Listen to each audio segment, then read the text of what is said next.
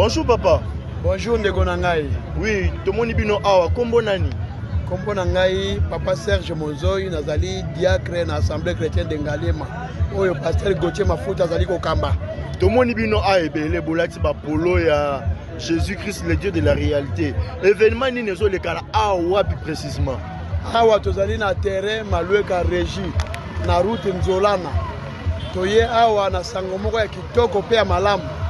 Sangango ezali nini? Toye na événement monene ya campagne d'évangélisation où ils ont pendant 3 jours. Combo ya campagne on ezali Jésus-Christ le Dieu de la réalité.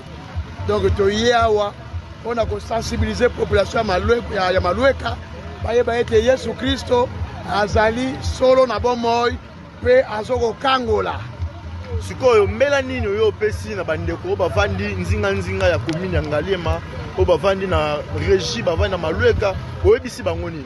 Bandeko ya Ngaliema tozwi kitambo Mimosa DGC Pompage Malueka UPN tobengisi bino nyonso oya ebele na campagne monene oyo ekozala awa na date ya le 22 le 23 pe le 24 ya sanza oyo kombo na yango Jésus-Christ le Dieu de la réalité.